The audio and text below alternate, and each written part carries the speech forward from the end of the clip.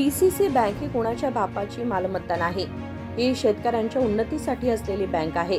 येथे दडपशाही करणं शेतकरी सहन करणार नाहीत असा घणाघात माजी खासदार रमेश कत्ती यांनी माजी खासदार अण्णासाहेब जोल्ले यांच्या विरोधात केला.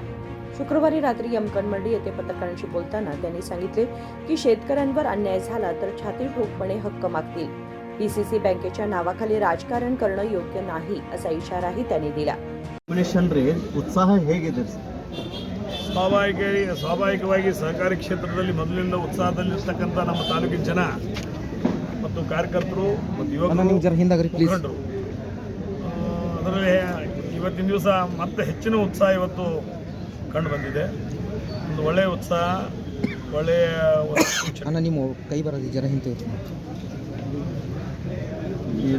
ನಾಮಿನೇಷನ್ ಯಾವ ಕೆಟಗರಿಯಿಂದ ಆಗಿದೆ ಸರ್ ಇವತ್ತಿನ ದಿವಸ ನಮ್ಮ ಸ್ವಾಭಿಮಾನಿ ಬೆಲ್ಲದ ಮುಖಾಂತರ 15 ನಾಮಿನೇಷನ್ಗಳು ಮಾಡಿದ್ದೀವಿ.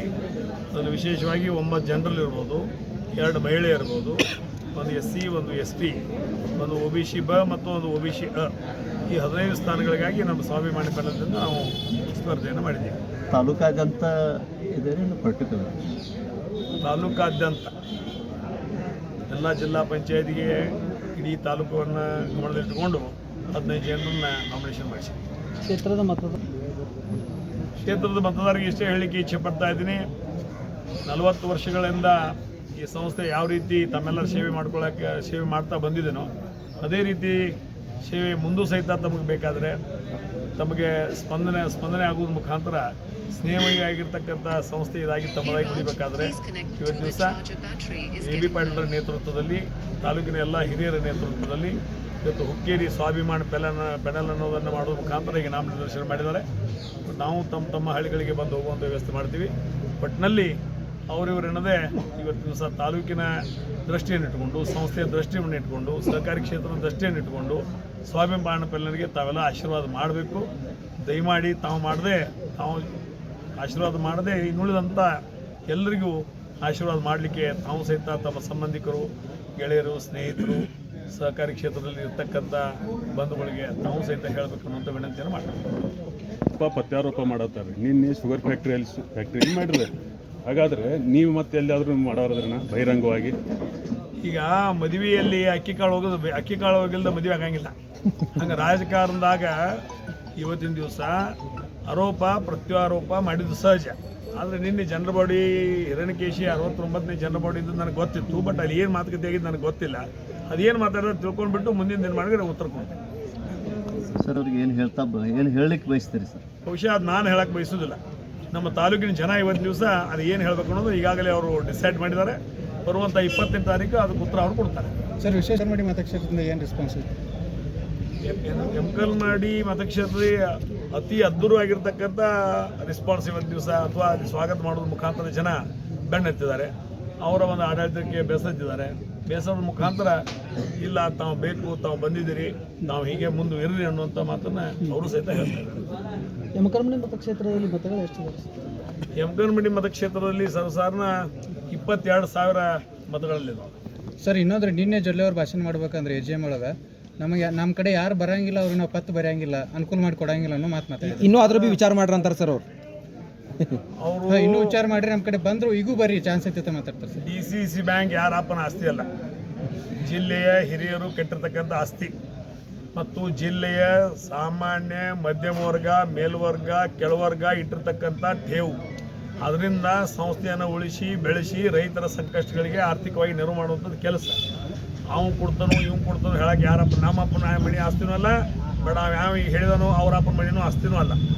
ಇದನ್ನು ಪದೇ ಮಾಡಕ್ಕೆ ಹೋದ್ರೆ ನಾಳೆ ರೈತರ ಬಂದು ಎದಿ ಮ್ಯಾಗ ಓದಿಯುವಂಥ ಕೆಲಸ ಅವ್ರು ತಪ್ಪು ಮಾಡಿದ್ರು ಮಾಡ್ತಾರೆ, ನಾನು ತಪ್ಪು ಮಾಡಿದ್ರು ಮಾಡ್ತಾರೆ. ಅವ್ರು ಇಲ್ಲಿ ಬಂದ ಕ್ಷೇತ್ರ ಸುಧಾರಣೆ ಮಾಡಕ್ಕೆ ಬಂದಾರ ಸರ್, ಅಭಿವೃದ್ಧಿ ಮಾಡಕ್ಕೆ ಬಂದಾರ ಸರ್. ಅದು ನಮ್ಗೆ ಜನ ಅದಕ್ಕೆ ಉತ್ತರ ಕೊಡ್ತೈತಿ. ಕ್ಷೇತ್ರ ಸುಧಾರಣೆ ಮಾಡಿದ್ರೆ ಅವ್ರ ಮತ MP ಚುನಾವಣೆಯಲ್ಲಿ ಅವ್ರ ಮತಕ್ಷೇತ್ರದಲ್ಲಿ ಏನಾಗಿದೆ ಅದ್ರ ಬಗ್ಗೆ ಅವ್ರು ಗಮನ ಹರಿಸಬೇಕು. ನಮ್ಮ ಮತಕ್ಷೇತ್ರ ಇವತ್ತು ಸುಧಾರಣೆ ಆಗಿದ್ರೆ ನಮ್ಮ ಮತಕ್ಷೇತ್ರದಲ್ಲಿ ಏನಾಗಿದೆ ಅದನ್ನು ಗಮನ ಹರಿಸಬೇಕು. ಇವತ್ತು ಹುಕ್ಕೇರಿ ಮತಕ್ಷೇತ್ರದಲ್ಲಿ 8,000 ನಾವು ಲೀಡ್ ಕೊಟ್ಟಿದ್ದೀವಿ. ಅವ್ರ ಮತಕ್ಷೇತ್ರ ನಿಪ್ಪಾಣಿ ಮತಕ್ಷೇತ್ರದಲ್ಲಿ ಅವರು 28ರಿಂದ 30,000 ಮೈನಸ್ ಆಗೈತೆ BJP. ಅದ್ರ ಬಗ್ಗೆ ಅವ್ರು ಗಮನ ಹರಿಸಲಿ ಅನ್ನೋ ಮಾತನ್ನು ಹೇಳ್ತಾ ಇದ್ದಾರೆ. ಸರ್ ಅವ್ರೇನು ಅನ್ನತ್ತಾರ ಗುರ್ತಿದ್ದೇನೆ ಸರ್, ನಾವು ಹೊರಗಿನವ್ರ ಪದೇ ಪದೇ ಅನ್ನತ್ತೀರಿ, ನಾವೇಲಿ ಇಲ್ಲಿ ಇಲೆಕ್ಷನ್ಗೆ ನಿಲ್ಲಾಕ್ ಬರತ್ತೇವು, ನಿಮ್ಮ ತಾಲೂಕಿನವ್ರಿಗೆ ನಿಲ್ಸಾತೀವಿ. ಮೊದಲನೇದ್ದು ಆ ದಿವಸ ನಿನ್ನೇನೋ ಟಿ ಪಿ ಇತ್ತು. ಮೊದಲನೇದ್ದು ಅವರು ಆ ವೇದಿಕೆ ಮ್ಯಾಗ ಹೋಗಕ್ಕೆ ಏನೂ ಸಂಬಂಧ ಇಲ್ಲ ಅವ್ರಿಗೆ. ಅವರು ನಮ್ಮ ಸಂಸ್ಥೆಯ ಸದಸ್ಯರು ಅಲ್ಲ. ಹೌದು. ಸುಮ್ಮನೆ ಏನೇನೋ ಮಾಡಕತ್ತಾರ ಅಂದ್ಕೊಂಡು ನಾವು ಸುಮ್ಮನೆ ಗಪ್ ಅದೀವಿ. ಯಾಕಂದ್ರೆ ಅವ್ರಿಗೆ ಈ ನಿಪ್ಪಾಣಿ ಫ್ಯಾಕ್ಟ್ರಿಯಿಂದ ಸಕ್ರೆ ಮಾರಿದ 50,000 ಬಂದಿಲ್ಲ, ನೀನು FIR ಆಗಿತ್ತು. ಬನ್ನಿ ಸರ್. 50,000 ಕ್ವಿಂಟಲ್ ತುಡುಗಿನ ಸಕ್ಕರೆ, 50,000 ಕ್ವಿಂಟಲ್ ತುಡುಗಿನ ಸಕ್ಕರೆಯನ್ನು GST ತಪ್ಪಿಸಿ ಗೋಡೌನ್ದಾಗ ಇಟ್ಟಿದ್ರು. GST ಅಧಿಕಾರಿಗಳು ಬಂದು ಅದನ್ನು ರೇಡ್ ಮಾಡಿದರು. ಅಲ್ಲಿ ಏನೋ ವ್ಯವಹಾರಗಳನ್ನು ಶುದ್ಧ ಮಾಡೋದ್ರ ಮುಖಾಂತರ 50,000 ಕ್ವಿಂಟಲ್ ಇದ್ದದ್ದು 5,000 ಕ್ವಿಂಟಲ್ಗೆ ಅದನ್ನು ಕೇಸನ್ನು ಕಡಿಮೆ ಮಾಡಿದರು. ಮಾಡಿ ಅವ್ರಿಗೇನು ದಂಡ ಪಂಡ ತುಂಬಬೇಕು, ಅದೇನು ಮಾಡಬೇಕು ಅದೆಲ್ಲ ಕೈ ಬೆಚ್ಚಗೆ ಮಾಡಿ ಎಲ್ಲ ಮಾಡಿ ಮುಗಿಸಿದ್ರು. ಆದರೆ ಅಲ್ಲಿ ಜನತೆ, ಅಲ್ಲಿ ರೈತರು ಇವತ್ತು ದಿವಸ ಅದೇ ವಿಷಯವನ್ನು ತಗೊಂಡು ಕೋರ್ಟಿಗೆ ಹೋದರು.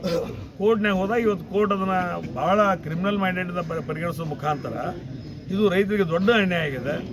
ಇವತ್ತು 50,000 ಕ್ವಿಂಟಲ್ ಅಂದರೆ ಈ FRPಯಲ್ಲಿ 0.73% FRP ನಾವೇನು ರೇಟ್ ಕೊಡ್ತೀವಲ್ಲ, ಆ FRP ರೇಟ್ನಲ್ಲಿ ಪ್ರತಿ ಕ್ವಿಂಟಲ್ಗೆ ಪ್ರತಿ ಟನ್ಗೆ 70 ರೂಪಾಯಿ ಕಡಿಮೆ ಕೊಟ್ಟಂಥ ಪರಿಸ್ಥಿತಿ ನಿರ್ಮಾಣ ಆಗಿದೆ.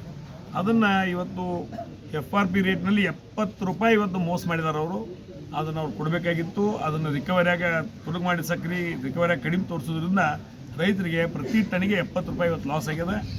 ಮತ್ತು ಜೊತೆಗೆ ಆ ಸಂಬಂಧಪಟ್ಟಂಥ ಸಂಸ್ಥೆಯ ಅಧ್ಯಕ್ಷರು, ಉಪಾಧ್ಯಕ್ಷರು, ಆಡಳಿತ ಮಂಡಳಿಯಾಗಿ ಕೋರ್ಟ್ನವರಿಗೆ FIR ಮಾಡಿದ್ದಾರೆ, FIR ಮಾಡ್ಕೊಂಡಿದ್ದಾರೆ.